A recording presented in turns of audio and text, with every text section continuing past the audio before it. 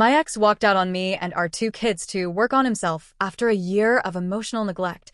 Now he wants to try again but still live at his parents' so he can heal, while I'm left raising our children alone. Am I crazy for feeling like he just wants to have his cake and eat it too? To give a bit more context, things between my ex and me really started to unravel after we had our second child just over a year ago. I suppose it's not uncommon for couples to struggle after a new baby, but what happened between us went deeper. It touched on everything fragile inside me that I didn't even realize was still there. Having a second baby was always important to him. It wasn't that I didn't want another child, I did, but I wanted to be sure that we were ready. I kept thinking we needed to be in a more stable place, emotionally and financially. I wanted to be certain we could handle it without losing ourselves or each other in the process. But life doesn't wait for perfect timing, and eventually I stopped resisting. I told myself that maybe there's never a truly right time. And not long after, I fell pregnant, right at the peak of my career, just when I had finally started to feel like I was standing tall in my own right. When my paid parental leave ended, everything shifted. For the first time in our 13 years together, he became the sole provider for our family. I don't think I fully realized how much that would affect me. From a very young age, I had to fight for everything, for safety, for stability, for my career, for my independence. I had built my life piece by piece, brick by brick, from absolutely nothing. There was this gnawing feeling inside me that I was becoming a burden. It didn't matter how many times he reassured me or how irrational it might have been. The thought dug in and wouldn't let go. I felt like I had to constantly prove that I was worth keeping around, worth caring for, worth supporting. I slipped into this exhausting cycle of approval seeking, like I had to earn every bit of kindness or love I received. I started overgiving in every direction, to him, to the kids, to anyone who might see me as enough. I never said no. I never asked for help. I was always trying to anticipate what everyone needed before they even had to ask, because the idea of being an inconvenience terrified me. I shrank myself smaller and smaller just to make sure I wasn't taking up too much space. I kept telling myself it was temporary, that once things evened out, once we found our rhythm again, I'd start feeling like myself. But that day never came. What I didn't realize at the time was that all of this making up I was doing wasn't actually helping us. It was erasing me. I stopped being a partner and became a shadow of the person I once was. I silenced every need, ignored every gut feeling, because I didn't want to add pressure to his already heavy load. But by doing that, I ended up isolating myself completely. It meant that even though all I wanted, all I dreamed of, was to enjoy our new baby together, things started to unravel the moment my ex's parental leave ended. I thought we would share this magical, chaotic time as partners. I imagined us going for morning walks with a stroller, sitting together in the park while she slept on our laps, laughing through the exhaustion like we used to when we faced things as a team. But as soon as he returned to work, it became painfully clear that wasn't how it was going to be. He decided to join a gym. I was supportive at first. I know how much physical activity helps his mental health. But it wasn't just a few times a week. It was every single day. 2 hours minimum. Sometimes he'd take himself out for coffee afterward, or go nap at the beach, or run errands. He'd finish work between 11 and 12 most days, sometimes even earlier, and somehow still wouldn't make it home until just before I had to start the evening routine. Dinner, bath, bedtime, chaos. What hurt most was the disconnect between his words and his actions. He always talked about how lucky he was to finish work early and spend the day with our baby. He'd tell people about all the beach days, walks, and family time we were going to have. But 4 months went by, and not once did he actually sacrifice his own time for us. Not once did he skip the gym to take our daughter to the park. Not once did he say, "You go rest, I've got this." Meanwhile, my world had completely shrunk. Every day was an endless cycle of feeding, cleaning, managing meltdowns, and holding everything together while my own needs sat somewhere at the bottom of a forgotten list. I had supported his mental and physical health so fiercely that I hadn't realized how completely I had neglected my own.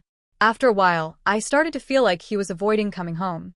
The timing, the excuses, it was always something. And when I finally got the courage to bring it up gently, just to ask if maybe once in a while we could do something together, he got defensive and angry. It was like I had insulted him just by wanting time with him. He snapped, told me he needed his space, his routine, that I was being controlling. I felt so stupid for even asking. He did apologize later, said he'd been protective of his gym progress, and didn't mean to make me feel pushed aside. He promised we'd start doing something as a family once a week. I held on to that promise like it was a lifeline. But another 2 months passed and nothing changed. The gym, the naps, the coffee runs, all of it stayed exactly the same. That's when something in me shifted. I started feeling deeply insecure, like I wasn't enough anymore. I hated that I felt that way. I've never been that person. But the distance between us was growing so wide, and he wasn't meeting me anywhere in the middle. I started looking for reassurance, craving something that told me he still saw me. But instead of asking for it directly, I crossed a line. I started going through his phone. I told myself it was just to calm my own mind, to prove to myself there was nothing to worry about. What I found shattered me. It was a sea of content: women, bodies, strangers on Instagram, Reddit threads, OnlyFans subscriptions.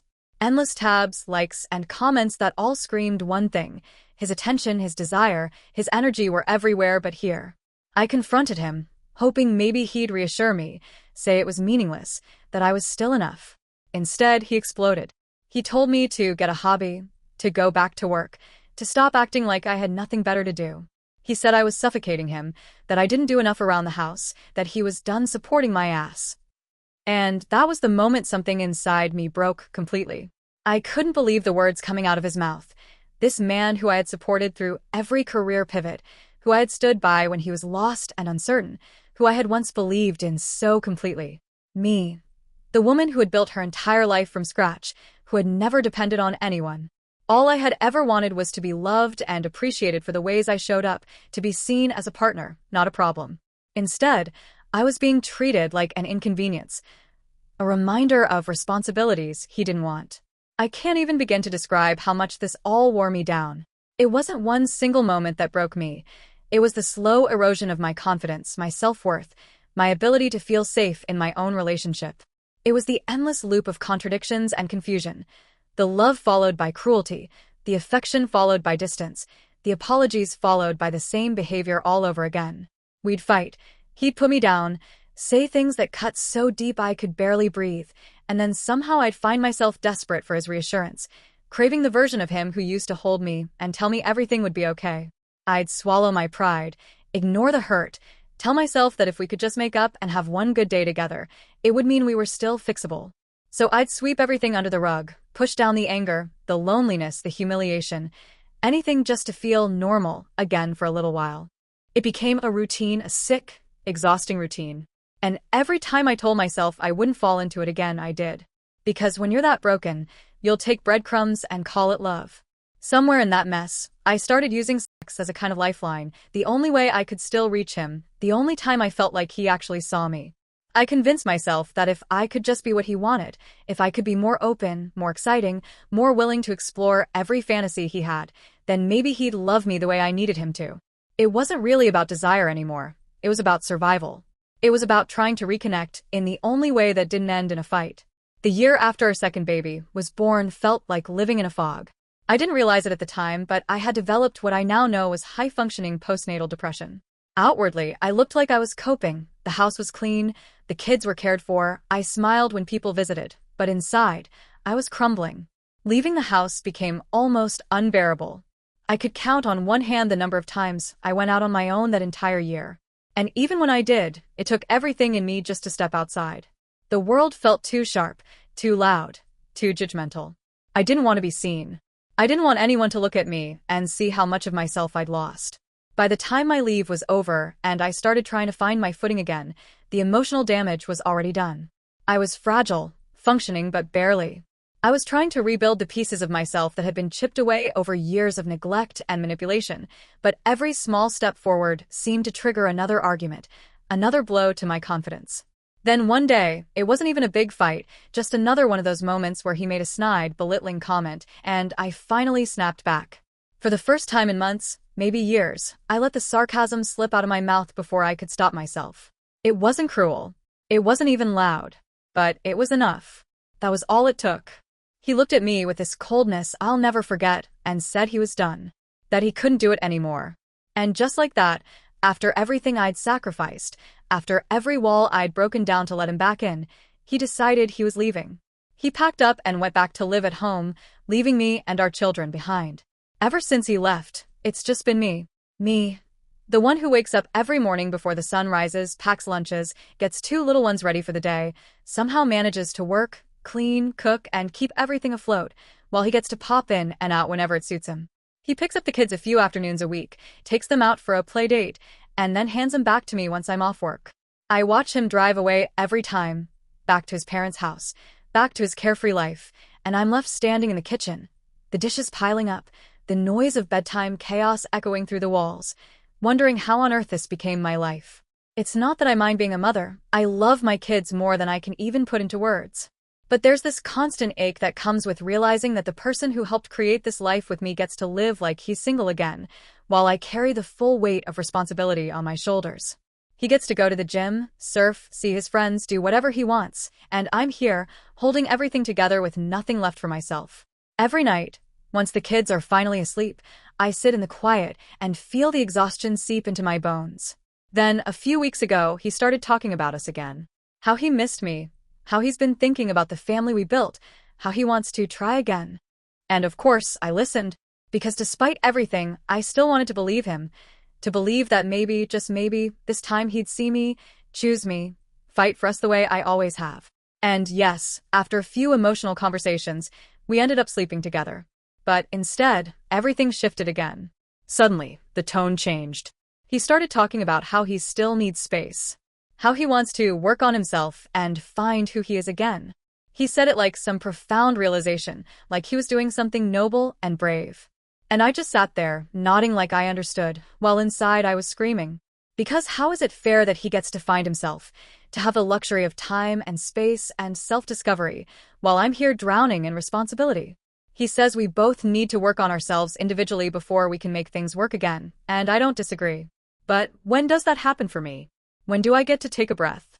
To remember who I was before I became the woman constantly patching up the holes he leaves behind? The truth is, I don't even know who I am outside of being a mother anymore. Every hour of my day is consumed by work and parenting, and by the time I finally sit down, I'm too exhausted to do anything that even remotely resembles self-care. I can't rediscover myself when I'm barely surviving. I can't work on myself when I don't even have a moment to think without a child calling for me. So when he talks about needing time to heal and grow, I want to scream that I need that too, that I'm the one who's been carrying the emotional and physical labor of our lives while he gets to take breaks whenever he needs. But I bite my tongue because I'm afraid of sounding bitter. I'm afraid of being labeled as the nagging ex or the angry mother. But the truth is, I am angry. I'm angry that I keep being the one expected to hold everything together while he gets to find himself. I'm angry that, even now, I'm the one worrying about how to say things without upsetting him, while he's free to live exactly as he pleases. Sometimes I wonder if I'm being selfish, if maybe he really does need space and I should just accept it. But then I remember all the times I begged for just an hour to myself and was told I was overreacting.